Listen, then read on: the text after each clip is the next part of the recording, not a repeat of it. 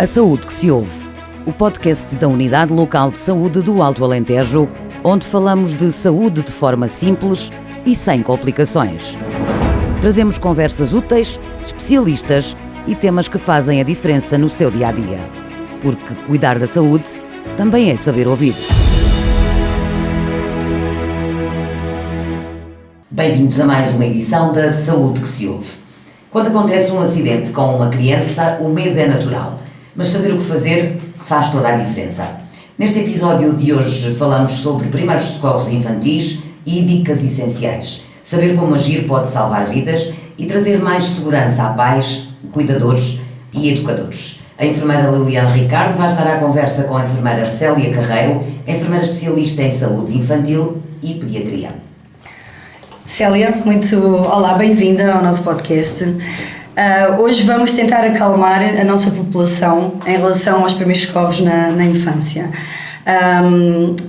Gostaria de saber e de iniciarmos esta nossa conversa, quais é que são, portanto, uma criança, podemos dizer que é um adulto pequenino ou não utilizamos esse tipo de designação neste momento? Porque há alterações anatomopatológicas que gostaria que desenvolvesses connosco. Olá, antes de mais queria agradecer o convite que me foi endereçado. Em relação ao tema, acho que é bastante interessante e dizer que realmente uma criança não é um adulto em ponto pequeno.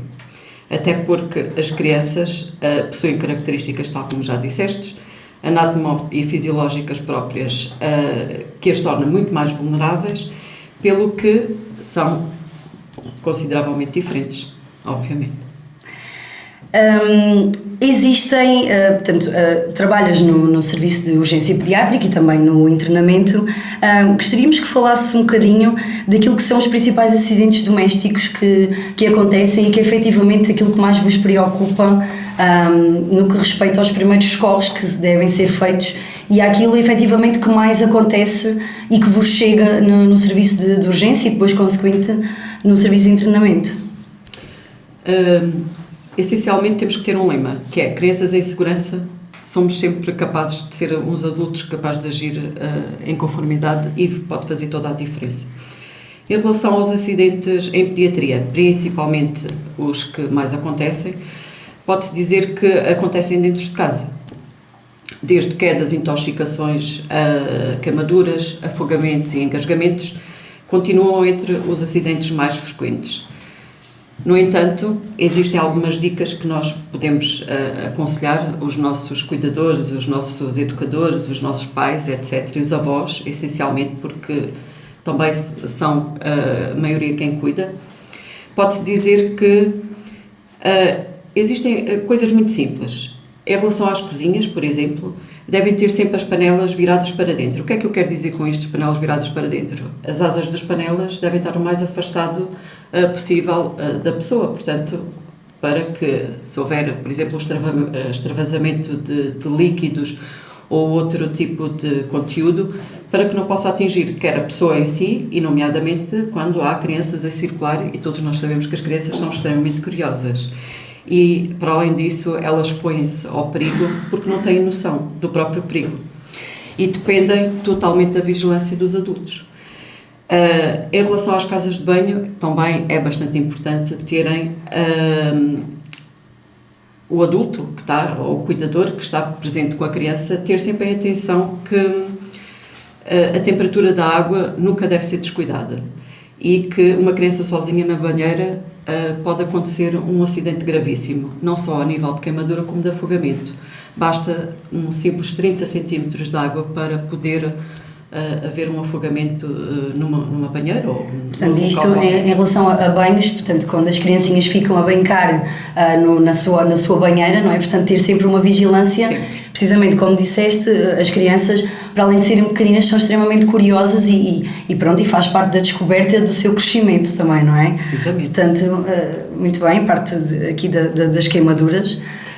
Ainda em relação aos medicamentos e produtos de limpeza, isto é quase que uma verdade implícita, não é? E todos nós sabemos que tem que ser assim.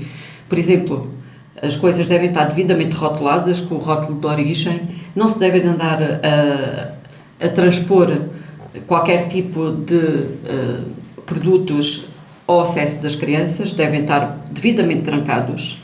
E muitas intoxicações acontecem porque as embalagens despertam curiosidade. Porque normalmente são sempre muito apelativas e chamativas pelas cores que apresentam, não é? Portanto, armários ou guardadas onde não haja alcance da criança ou devidamente fechados. E quando te referes à curiosidade e não transportar líquidos, se calhar podemos falar que há muita gente ainda, portanto, mesmo havendo muita comunicação em relação a isto, que coloca líquidos de material que não deveria ser, por exemplo, em garrafas de água. E depois há crianças que, pela sua própria curiosidade, acabam por poder eventualmente ingerir. Portanto, ter atenção à nossa população para que efetivamente, mesmo tendo este comportamento que não deveria ser tão adequado, pelo menos que o guarde em sítios inalcançáveis para a criança. É isso? Precisamente, até porque alguns dos casos que podem e que têm ocorrido no nosso serviço de urgência de intoxicações por produtos abrasivos têm a ver com o indevido condicionamento desses mesmos produtos. E isto porquê? Porque a criança instintivamente pode ter sede, obviamente, e é normal, e acaba por ingerir esse tipo de produtos que estão acondicionados indevidamente, volto a repetir, dentro de garrafas de água. Ok. Se houver este tipo de acidente, podemos ir desenvolvendo aqui, se houver este tipo de ingestão portanto, acidental, o que é que se deve fazer? Então, prioritariamente, e como todos nós dizemos, assim que o adulto se apercebe que houve uma ingestão, seja ela medicamentosa ou seja ela de outro produto, claro, nomeadamente lexívias, detergentes da louça, etc., é imediatamente manter a calma e, se possível, ligar 112. Okay. Se não, também deve contactar o Centro Antivenenos. Muito bem, que é o número também está disponível. É o número que está disponível e que está acessível a qualquer pessoa, até porque quando se contacta ao 112 pode eventualmente ser encaminhado para o Centro de Antivenenos. Exatamente. Entretanto, estavas a falar, e é realmente muito curioso, até porque nós temos muitos avós e bem, a tomar conta dos seus netos e bem, a questão aqui é que também tem, de vez em quando, infelizmente, também há uma gestão medicamentosa. É claro que isto nem sempre é associado a haver o cuidado de uma população mais idosa, mas a verdade é que às vezes descuidamos e estes medicamentos acabam por estar mais acessíveis àquilo que é a curiosidade da criança. Em relação à ingestão medicamentosa, gostarias de acrescentar mais algum pormenor daquilo que falámos agora mesmo? Sim, essencialmente assim que se aperceberem que a criança, adolescente, bebé, pronto, digamos assim, porque isto tem várias idades, ingeriu medicamentos, deve acondicionar os medicamentos que supostamente a criança tomou, okay, para poder levar para um serviço de urgência e para poder transmitir isso mesmo aos profissionais de saúde. E tentar ao máximo saber a quantidade e há quanto tempo é que foi. Quanto tempo. Deixo só aqui o número do Centro de Informação Antivenenos, que é 800 250 250. Fica aqui também a nossa informação do podcast. Vamos adiantar e manter aqui outra... Em relação aos cintos de segurança nas cadeirinhas, é um assunto muito, muito interessante, porque normalmente às vezes há muitas crianças que chegam, os pais muito nervosos porque a criança cai da cadeira, ou de um ovo, ou de qualquer espreguiçadeira que tem. O que é que nós podemos aconselhar aqui aos nossos cuidadores destas crianças mais irrequietas? Então é assim, mesmo crianças que não sejam irrequietas, deve-se manter a retenção. É obrigatório manter e proporcionar um conforto, porque às vezes as pessoas dizem, mas ele não quer porque grita imenso e começa a chorar e eu tenho imensa pena e depois tento acalmá-lo e piora. Não, é assim, quem manda, e isto fique claro, quem manda são os adultos, não são as crianças.